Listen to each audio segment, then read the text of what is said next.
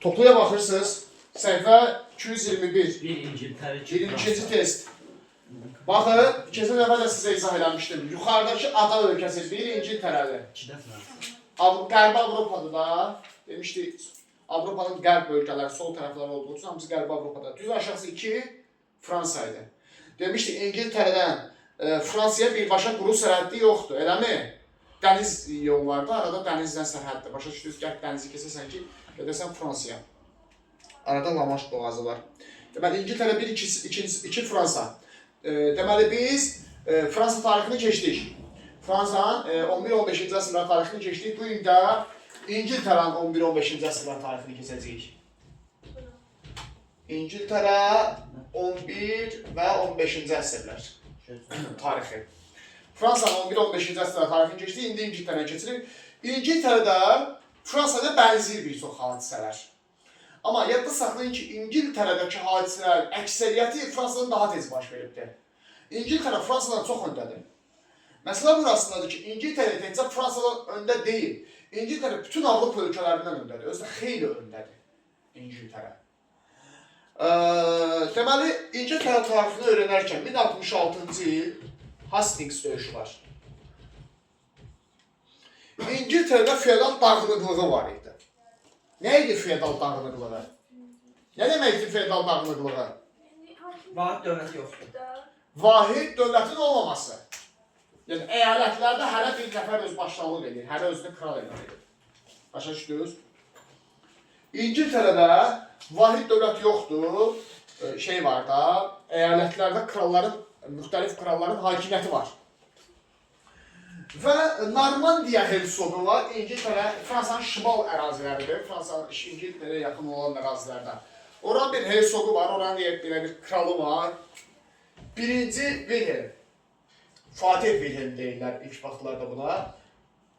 Bu gəlir, İngiltərədə kralı məğlub edir, İngiltərə kralını. İngiltərəni işğal edir, özdə güclü hökümdardır. Hakimiyyət dövrü də var orada, 1066-1087 eləmi? Gəlir, nə edir? İngiltərəni işğal edir. Və İngiltərədə vahid dövlət yaradır. Nə demişdik biz buna? Mərkəzləşmiş dövlət. Avropada ilk dəfə mərkəzləşmiş dövlət İngiltərədə yaranmışdı. 11-ci əsr, 1066-cı Hastings döyüşündən sonra. İndi ortaya sual çıxır. Fransada vahid dövlət nə vaxt yaranmışdı? 15-ci ildə o bitirdi. 1463-1481. Yəni neçənci əsrə düşürdü? 15-ci əsrin axırlarına, ikinci yarısına. Fransada vahid dövlətin yaranması düzdür. İngiltərədə vahid dövlətin yaranmasına baxın 11-ci əsr.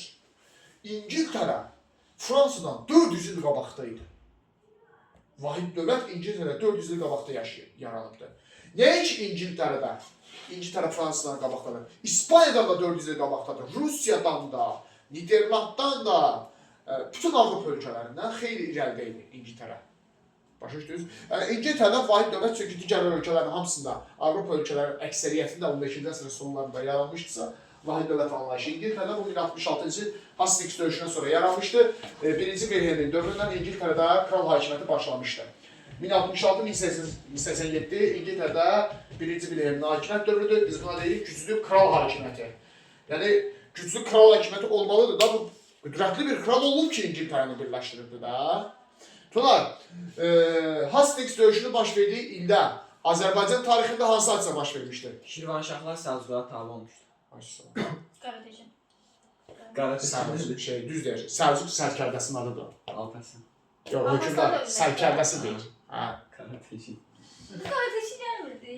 Bu Aytecin. Deməli, birinci Wilhelmi tədbirlər var. İngiltərəni birləşdirir, İngiltərədə güclü bir kral hakimiyyəti yaradır və birincisi siyahi alma keçirir. Hə, %100, ayıq sağ ol. Demişdik, siyahi alma keçirilibsə vergilər artırılır, amma həm əhalini siyahi alır, həm də əhalinin əmlakını siyahi alır. Əmlakı nə deyir tam olaraq? Onda da əmlakına görə vergi alır. Bir var əhalinin özünə görə vergi alır. Biz bunu adətən can vergisi adlandırırıq.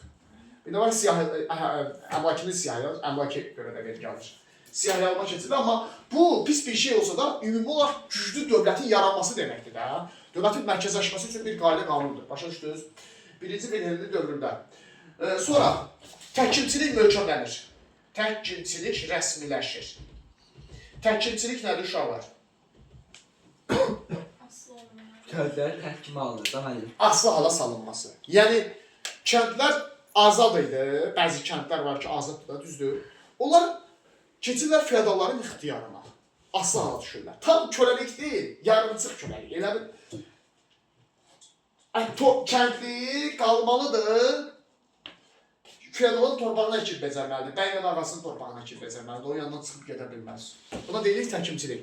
Təkimçilik rəsmiləşdirir. Bu da pis bir şeydir. Amma güclü dövlətin olduğunu göstərən bir əlamətdir hər bir halda. Bu onun birinci Vilhelmli tədbirləri. Gördünüz? Bura qədər elə bir şey yoxdur. Çətin bir şey yoxdur. Vilhelmli tədbirlərini öyrənin mütləq. Sonra İngiltərədə hakimiyyəti gəlir. Bu da burada hökümdarlardan biri. İkinci Henrich. Ən yaxşısı əsrlə öyrənin. İli o qədər də vacib deyil. İkinci Henrichin hakimiyyət dövrü. 12-ci əsr. İkinci Henrich. Fikir verin uşaqlar. 2, yəni 2, 12. İkinci Henrich 12-ci əsrdədir. Yadda qalacaq da 2, 12. İkinci Henrich 12-ci əsrdədir. Hakimiyyətdə qalır. Kim istəsə hakimiyyətindən öyrənər, daha yaxşı olar. 1147-1189. Deməli, İkinci Henrich İngiltərədə islahatlarla yada qalan hökümdarlardan biri. Çoxlu krallar vardır uşaqlar İngiltərədə. Hökümdarları oradan buradan öyrənirik. Məsələn, bayaq birinci Vilhelm öyrəndik, onun xüsusiyyətlərini, tədbirlərini öyrəndik. İndi ikinci Henrich öyrənirik, bunun tədbirlərini və bunun xüsusiyyətlərini öyrənirik. Başa düşdünüz? İkinci Henrich. İngiltərədə islahatlarla məşğul olan hökümdarlardan biridir. İkinci Henrichin birinci islahatı məhkəmə islahatıdır. Çox məşhur islahat keçirmişdir. Məhkəmə islahatına görə kral məhkəməsi yaratmışdı uşaqlar. Məhkəmə sistemində ingilislər çox uğurlu islahat keçirmişlər o dövrdə. Kral məhkəməsi yaratmaqla ümumiyyətlə İngiltərə xalqı məhkəmə islahatına azad məhkəmənin, ədalətli məhkəmənin olmasına çox mühüm əhəmiyyət verir. Kral məhkəməsi yaradılır. Nə deməkdir? Bu kral məhkəməsinin başında şəxsən kral özü dayanır. Kralın şəxsən özünün rəhbərlik etdiyi bir məhkəmədir kral məhkəməsi və tutaq ki, ölkədə kimisə bir problemi var da və hər kəs öz problemini birbaşa kral məhkəməsini ünvanlaya bilər və orada krala çatdıra bilər. Və həmin məhkəmədə oturan şəxsən kralın özünün ora təyin elədiyi şəxslərdir, etibar edib təyin elədiyi şəxslərdir. Yəni, kral məhkəməsində şikayətlərə nisbətən daha obyektiv şəkildə baxılır, daha ədalətli şəkildə baxılır. Başa düşdünüz? Digər sadə məhkəmələrlə müqayisədə. Kral məhkəməsi 2-ci Henrichin dövründə yaranmış bir məhkəmədir. Məhkəmə islahatına aiddir 2-ci Henrichin. Kral məhkəməsi yaratmışdı. Bu yaxşı bir islahatdır 2-ci Henrichin. Amma bunun bəzi mənfi cəhətləri də var idi. Bu məhkəmə islahatının. Nədir birinci mənfi cəhəti? Yalnız azad adamlar kral məhkəməsinə müraciət edə bilərdilər. Kral məhkəməsinə yalnız azad adamlar müraciət edə bilərdilər. Yəni, uşaqlar, tutaq ki, bəzi kəndlər var, onlar azad deyillər, təhkimlidirlər. Başa düşdünüz? Onlar kral məhkəməsinə müraciət edə bilməzdilər. Gördünüz, bu mənfi cəhətidir. Yəni, hamı kral məhkəməsinə müraciət edə bilmir. Yalnız azad şəxslər kral məhkəməsinə müraciət edə bilərdir. Azad vətəndaşlar kral məhkəməsinə müraciət edə bilərdir. Bu birinci cəhət. İkinci cəhət, müəyyən ödənc müqabilində. Ödənc əvəzində. Yəni, sən müəyyən qədər ödənc verməlisən, pul verməlisən. Ondan sonra kral məhkəməsinə müraciət ünvanlaya bilərsən. Başa düşdünüz? Yəni, bu da mənfi cəhəti idi. Tutaq ki, sənin pulun yoxdursa, sən pul ödeyə bilmirsənsə, kral məhkəməsinə müraciət edə bilmirsən. Gördünüz necə olur? Deməli, 2-ci Henrichin dövrü 12-ci əsr kral məhkəməsi yaradılmışdı. O məhkəmə islahatına aiddir. Yalnız azad adamlar kral məhkəməsinə müraciət edə bilirdilər və müəyyən ödənc müqabilində kral məhkəməsinə müraciət edə bilirdilər. Yəni, təkimli olan şəxslər kral məhkəməsinə müraciət edə bilməzdilər. Yəni, yaxşı cəhət olduğu kimi pis cəhəti də var. Bu olur İngiltərədə kral məhkəməsinin yaradılması, yəni məhkəmə islahatı 2-ci Henrichin. Düzdürmü? İkinci bir islahatı var. 2-ci Henrichin. Hərbi islahatı. Kəndlər oradan uzaqlaşdırırdı.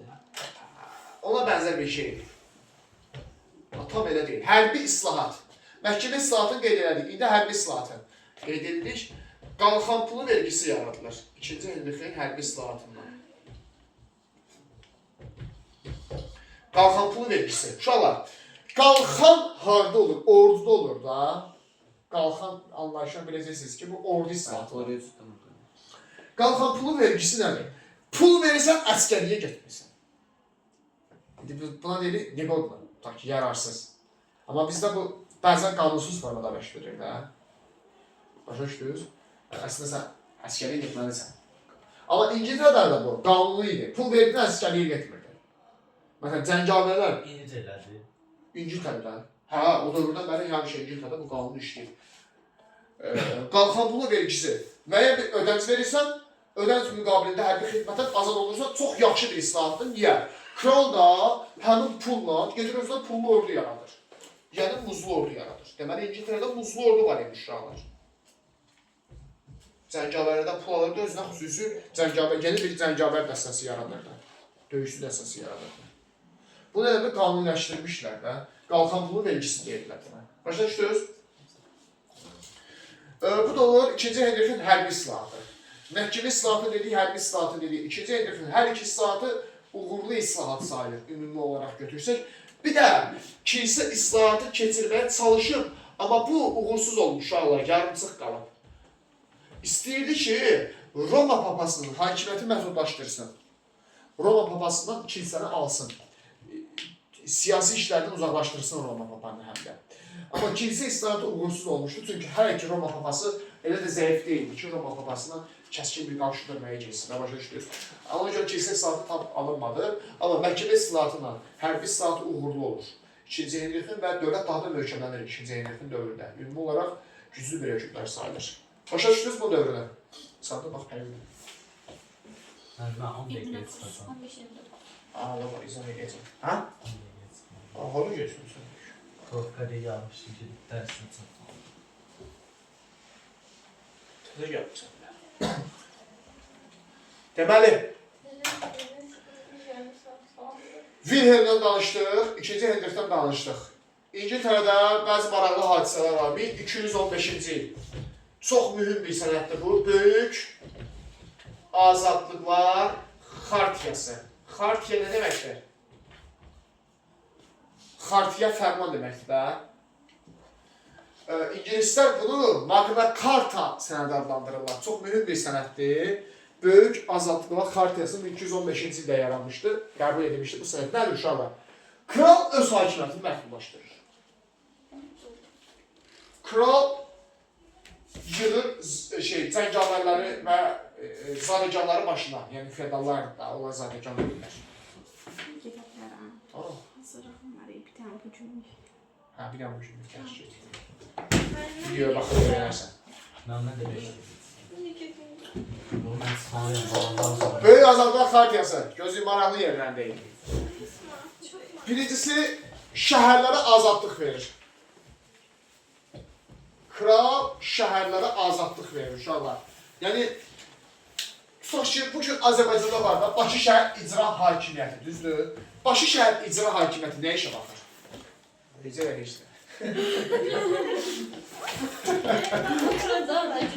Bakı şəhər icra hakimiyyəti normalda funksiyası nədir? Məsələn, yollara baxmalıdır da, təmizlik işlərinə, infrastruktur məsələlərinə, ekologiya problemlərinə, ümumiyyətlə, Prezidentin imzaladığı fərmanları Bakıda icra eləməli yüksək səviyyədə, başa düşdünüz. İndi bu Bakı şəhər icra hakimiyyəti nümunə kimi deyək də, özünü idarə etmə hüququ var mı? Yox, Bakını idarə etmə hüququ var da. Başa düşdünüz. Biraz da ona bənzəyir əslində bu. Böyük azadlıqlar xartiyası şəhərlərə muxtariyyət verirdi, şəhərlərə özünü idarə hüququ verirdi ki, hər bir şəhərə başçısı olsun və hər bir şəhər öz problemləri ilə bağlı öz qərarlarını qəbul etsin, sağ ol. Buna bənzər şey bu arada indi də Bakı şəhər bələdiyyəsi tutaq ki. Məsələn, eyni şeydir də, belə baxanda. Məsələn, bələdiyyə neyindir? Orada şeylər oldu, üzvləri olur bələdiyyənin. Orada müzakirələr aparır, qərarlar qəbul edir. Başa düşdünüz? Bakı şəhər bələdiyyəsi ilə. O dövrdə ona deyirlər, böyük azadlıq xartiyasında şəhərlərə azadlıq vermək, bir də zadəganlara azadlıq vermək. zadəganları azaltdıq. Yəni uşaqlar, Yaz pensiya. feodallara azadlıq verilir. Feodallar özləri azadlıq verir və feodallar özləri məsələn xüsusi olaraq özlərində qüvvət saxlaya bilərdilər. Özləri malikalarını saxlaya bilərdilər, malikalarında özləri qoşun saxlaya bilərdilər. Bununla da kral hakimiyyəti İngiltərədə ilk dəfə məhdudlaşdırılır. Böyük azadlıq xartiyası dünyada liberal insan haqlarını, yəni insan azadlıqlarının yaradılmasını ilk ciddi addımdır uşaqlar. Müasir dünyada bunu hüquq fakültəsində olan tələbələr keçirlər. Fərq yox, adada olsun, Bakı dövlətdə olsun, oxuyan tələbələr böyük azadlıq xartiyasının orijinaldan öyrənirlər. Magna Carta sənəti deyirlər. İnsan hüquqları sahəsində olan müasir dövrdə ilk sənət sayılır. Çünki ilk dəfədir ki, kral öz hakimiyyətini məhdudlaşdırır. Düz, yenə də kralın hakimiyyəti geniş idi, amma müəyyən qədər olsa məhdudlaşdırmışdı. İndi üstünə 50 gəlin vurun. 265. 1265 üstə 50 gələndə ilk parlament yaranır. İlk İngiltərə parlamenti. Parlament nədir uşaqlar? Parlament nədir? Parlamentdə deputatlar otururlar, dövlətlə bağlı məsələləri müzakirə edirlər və qanunlar qəbul edirlər. Biz ona deyirik Milli Məclis. İngilislər buna deyir parlament. Bəli, dünya tarixində ilk parlament İngiltərədə yaranır 1265-ci ildə. Deməli, bu silki monarxiyanın yaranmasıdır. Silki monarxiya. Fransada nə vaxt yaranmışdı silki monarxiya? 102. 1302 baş taxtlar deyirik Fransada. Eyni şeydir də uşaqlar. İngiltərədə buna deyirik parlament, Fransada deyirik buna baş taxtlar, Rusiyada buna deyirik Duma, Azərbaycanda buna deyirik Milli Məclis. Hamısının mahiyyət zengişidir, qanunverici orqandır. Deməli, İngiltərədə desə, qanunverici orqan nə vaxt formalaşır? 1265-ci il müasir dünyada və tarixdə ilk dəfə dikəsində qanunverici orqan müasir deyilən desək, parlament 1265-ci ildə İngiltərədə yaranıb, sonra Fransada yaranıb baş taxtlar 1302-də. Görürsünüz əslində, Fransadakı qanunverici orqan ilk deyildi. Onun əvvəl İngiltərədə qanunverici orqan var imiş. Parlament vergilərlə bağlı məsələlərə baxırdı. Ha, bütün məsələlərə yox ha. Müharibə ilə bağlı, sülhlə bağlı, kimsə vəzifəyə təyin olunmalıdır. Bunlarla bağlı məsələlər həmişəki kimi kral ixtiyarındadır. Kral bu mühüm məsələlərə baxır. Amma vergilərlə bağlı məsələ yalnız parlamentin ixtiyarındadır. Parlament təsdiqlərsə vergilər artır, təsdiqlərməsə artır. Başa düşdünüz? 1265-ci il. Sonra 100 illik müharibə bilirsiniz ki, Fransa və İngiltərə arasındaydı. Bəli, yəni o həm Fransa tarixinə aiddir, həm İngiltərə tarixinə aiddir. Hər iki dövlətə aid olan bir hadisədir. Sonra İngiltərə tarixində var Ot Tayler üsyanı. 1381-ci il. Fransada buna bənzər üsyan var idi. Jaklar üsyanı. Jaklar nə vaxt idi? 1388. Amma Fransadaydı. İngiltərədə isə Ot Tayler'di 1381. Görürsünüz, bənzər üsyanlardır. Məsələn, hər ikisi kəndli üsyanıdır, oxşar cəhət. Həm Fransadakı, həm İngiltərədəki. Kəndlərin tələbi nədir həmişə? Kəndlər nə istəyir ki, bəli, kənddə həmişə istəyir ki, vergi az olsun. İkincisi, kənddə istəyir ki, azad olsun, təkimçilik olmasın. Deməli, həm Jaklar üsyanıdır, həm də Ot Tayler üsyanıdır. Tələbləri bir-birinə bənzəyir. İkisi də 100 illik müharibənin gedişinə düşür. Fərq odur ki, Jaklar Fransadadır, J hərfi demişdik, Fransalılar J hərfində çox işlənir demişdik. Ot Tayler olan İngiltərədədir. İkincisi, Ot Tayler üsyanı yatırılır. Amma yatırılmasına baxmayaraq, feodallar qorxuya düşür, kəndlər müəyyən qədər, vergilər müəyyən qədər azaldılır və kəndlər də yavaş-yavaş azad edilməyə başlanır təkimçilikdə.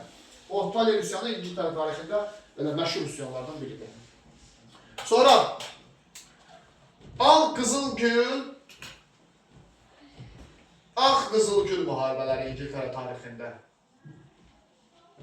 Bu da çox mühüm hadisədir. 1455-1485-ci illər.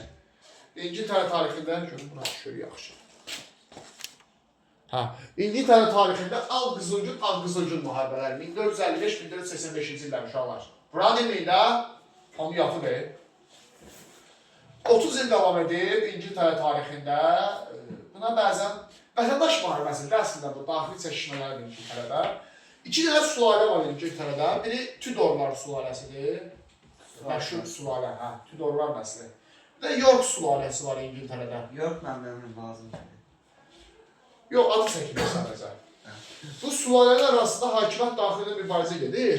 Bunların biri al rəng qırmızı rəng deməkdir də. Döyüşçülər öz formaların üstünə qırmızı rəngdə gül taxırdılar. Digərləri isə formaların üstünə ağ rəngdə qızıl gül taxırdılar. Buna görə al qızıl gül, ağ qızıl gül müharibələri adlanır. 1455-85-ci illərdə İngiltərə tarixində 30 il davam eləmişdir. Müharibənin sonunda əslində tam qalib müəyyənləşə bilmirdi. Ona görə bunlar barışığı əldə edirlər və Tudorlar sülaləsi hakimiyyətə gəlir. İngiltərədə Tudorlar sülaləsinin hakimiyyət dövrü başlayır. Məşhur bir sülalə. 1485-1603-cü illər. İngiltərədə Tudorlar sülaləsinin hakimiyyət dövrüdür. Məşhur bir sülalədə hakimiyyətə gəlmişdir İngiltərə. 1485-1603-cü illər. 118 il İngiltərədən idarə edir. Tudorlar sülaləsi. Deməli, 7-ci Henrixin adını çəkiblər də məncə kitabda. Sülalənin ilk hökmdarı 7-ci Henrix idi. Hakimiyyətə gəlir, Tudorlar sülaləsi 7-ci Henrixlə başlayır. Orada əsas o vacib deyil, 8-ci Henrix. Dövründə cəmi bir dənə hadisə var, uşaqlar. İngiltərədə kilsə islahatı baş tutur. Anglikan kilsəsi yaradılır. Uşaqlar, Roma papası hansı kilsənin başçısıydı? Roma babası Katolik kilsəsinin başçısı, düzdür? İndi fikir 8-ci Henrix Katolik kilsəsini buradan çıxarır. Roma papasını qovalayır. İngiltərədə Katolik kilsəsinin ağalığına tamamilə son qoyulur. Deməli, kilsə islahatı keçirir. Bayaq sizə demişdim, 2-ci Henrix kilsə islahatı keçirmək çalışdı, alınmadı. Amma 8-ci Henrix Tudorlar sülaləsinin hökmdarı keçirir. Kilsə islahatı və çox da uğurlu alınır. Kilsə islahatı nəticəsində Anglikan kilsəsi yaradılır, yəni milli kilsə uşaqlar. İngilislər öz milli kilsəsini yaradır. Buna həm də deyirlər kral kilsəsi. İngiltərədə kral öz kilsəsini yaradır. Papanı uzaqlaşdırır. İngiltərə Avropada papaya qarşı, Roma papasına qarşı Roma papasının kral tərəfindən qovulduğu ölkədir. Və İngilizlər Anglikan kilsəsi yaradır. Anglikan kilsəsi Katolik kilsəsi kimi deyil. Burada dəbdəbəli mərasimləri yox idi. Cənnət qəbzi alveri yox idi. O zaman deyildi, indulgensiya alveri. Milli kilsə daha çox kralın mənafeləri üzərində qurulurdu. Bu da olur 8-ci Henrixin dövründə. Başa düşürsünüz bura qədər. Gəlirsiniz əsas yerinə. Tudorlar sülaləsinin ən qüdrətli hökmdarı. 1-ci Yelizaveta Tudor. Şəkil də var kitabda. 1558-1603. Sizdən hakimiyyət ilini əzbər istəyirəm. Yelizaveta Tudor'un. 45 il hakimiyyətdə qalıb. Buna deyilir, İngiltərənin qızıl əsri. İngilislər çox sevirlər Yelizavetanı. Bugün özündə də. Çox sevirlər 1-ci Yelizavetanı. Yelizaveta 8-ci Henrixin qızı idi. O kilsə yaradan 8-ci Henrix. Heç vaxt ailə həyatı qurmamışdı. Heç vaxt evlənməmişdi və çıxışlarının birində deyirdi ki, mən ona görə ailə həyatı qurmaq istəmirəm ki, şəxsi həyatımla iş həyatımı qarışdırım. Ömrümün bütün hissəsini İngilis xalqına həsr eləmək istəyirəm. Xidmət həsr eləmək istəyirəm. Çox sevilir. Çox sevilir İngilis xalqı tərəfindən Yelizaveta Tudor. Çox da uğurlu hökmdardır. Əslində İngiltərə üçün doğuldu, deməli. Ona bənzər çox belə ideyalar vardı dövrdə Yelizaveta Tudor üçün. Deməli, Yelizaveta dövrü İngiltərənin qızıl əsridir həm də, qüdrətli dövrüdür. Həm də Tudorların sonraki hökmdarıdır, fikir verin. Birincisi, Yelizavetanın gəlib daxili siyasətinə toxunar, uşaqlar. Bu vacib məsələdə, çətin yerlərdə diqqətli olun. Yelizavetanın daxili siyasəti. Buna deyilik, proteksionizm siyasəti həyata keçirib, daxili siyasətdə. Proteksionizm. Proteks nə deməkdir İngiliscədən? Qorunmaq. Qorumaq. Proteksionizm qorumaqdır. Bu, bunun daxili siyasəti. Nəyi qorumaqdır? İqtisadiyyatı. Deməli, bunun iqtisadi siyasətidir. Daxili siyasətidir, iqtisadiyyatda atdığı. Proteksionizm. Nə deməkdir bu, uşaqlar? Proteksionizm. Deməli, gömrük vergilərini artırırsan, sizdən soruşacağım proteksionizmi gələnlər. Gömrük vergilərini artırırsan. Bununla da ölkədə iqtisadiyyatın inkişafına təkan yaradırsan. Necə? Tutaq ki, kimsə gedir, Almanya'da maşın alır gətirir də. Tutaq ki, Prius, düzdür? Bəli. Neçə avroya? 1000 avroya. Bəlkə də daha ucuzdur, bilmirəm. Düzdür? Düzdürmü? İndi bu 1000 avroya aldım, tutaq ki, kömürün vergisi vermədim. 2000 manat edir də. Diqqətlə dinləyib, gətirdin 2000 manata maşını istifadə edirsən, görsən? Tutaq ki, sabah birisi gün Azərbaycan dövləti maşın istehsal eləmək istəsə, avtomobil istehsal eləmək istəsə, vətəndaşlarımız öz avtomobilini alar, yoxsa gedib Alman istehsalını olar. Alman istehsalı niyə? Çünki ucuz düşür onların ki, ona görə. Başa düşür? İndi Yelizavetada xaricdən gələn məhsulların üzərində yüksək gömrük haqqı qoyur. Məsələn, 6 kat, 7 kat. Tutaq ki, 1000 avroya məhsul alırsan, gömrükdən keçəndə 6000 manat üstündə pul verirsən. 6000 avro pul verirsən, gəlirsin 7000 avroya çıxmış. Niyə belə eləyir? Deyir ki, öz ölkəmizdəki şəxslər də məcbur qalsın, öz məhsullarımızı istehsal eləmək marağında olsun. Öz məhsullarımızla inkişaf eləsin. Çünki deməli, İngilis malları xarici ölkələrdəki mallarla rəqabət apara bilmirmiş, keyfiyyətinə görə olsun, qiymətlərinə görə olsun. Ona görə xaricdən məhsul gətirməsinin müəyyən müddətlik, amma həmişəlik yaxşı bir şey deyil onu eləmək. Müəyyən müddətlik olar. Müəyyən müddətlik məhdudlaşdırır ki, yüksək vergi qoyur ki. Qoy biraz ölkədə istehsal artsın.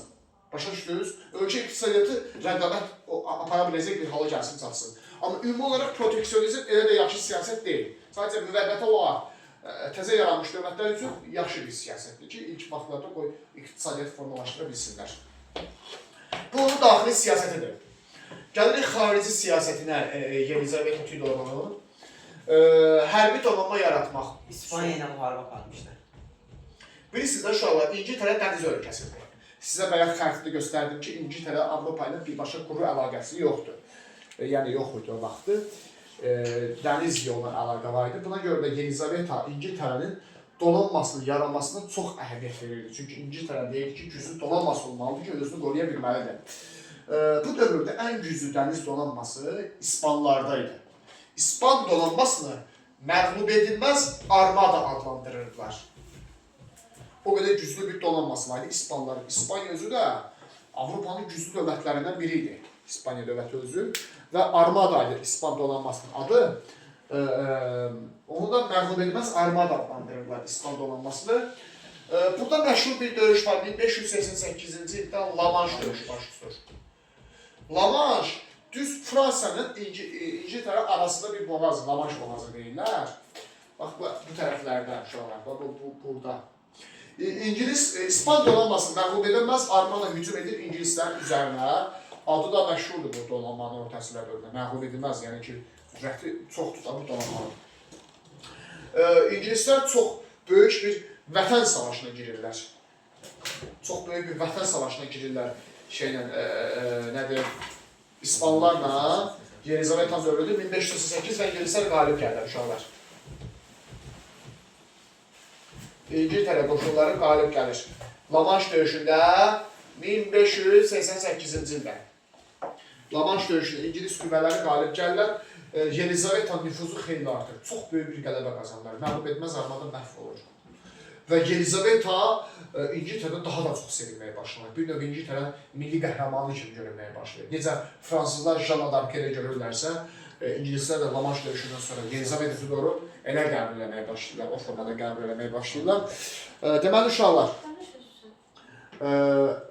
La Manche döyüşündə əslində necə olubdur? Sonralar mənbələr üzə çıxıb, indi üzə çıxıb ki, məğlub etməz armada İngiltərəyə hücum edəndə, deməli, məğlub etməz armada İngiltərəyə hücum edəndə, sən demə La Manche boğazında güclü bir fırtına baş verir. Və İspan donanması əslində fırtınaya düşürüb tamamilə məhv olur. Və bu da yazılır Yelizavetanın adına. Bu qələbə yazılır. Bəzən belə iddialar irəli sürürlər ki, bəzən belə bir söz məşhurdur ki, Yelizaveta o qədər çox xalqını sevirdi ki, xalqın qarşısında xidmətlər göstərmiş ki, bu Tanrının ona son xidməti, o da Tanrının onu mükafatlandırması idi. Bu hadisə, bəzən belə də deyirlər. La Manche döyüşündən sonra İngiltərə dəniz qüdrəti artır. İngiltərənin dəniz qüdrəti artır və bundan sonra İngiltərə dəniz donanması dünyanın ən güclü dəniz donanması olacaq. Yaxşı. Deməli, La Manche döyüşünə qədər dünyada ən güclü donanma nədir? Hərbi gəmilərə deyirlər də. Ən güclü hərbi donanması İspaniyada idi. Məğlub edilməz armadaya məxsus idi. La Manche döyüşündən sonra dünyanın ən güclü hərbi dəniz donanması şey olacaq, İngilis donanması olacaq. İspan donanması öz gücü İngilis donanmasına verəcək. Üstündəki ilk hərbi donanması olan ölkə Viyana. Azərbaycanlı, Mənsur Məhəmməd. Sən də. Yox, danışsın. Üzrə hərbi deyildi o, ticarət donanması. Bu əslində konkret bizim kitabda bu barədə məlumat yoxdur, amma böyük ehtimal Vikinglərə aiddir. Ya da Misirlilərə aiddir.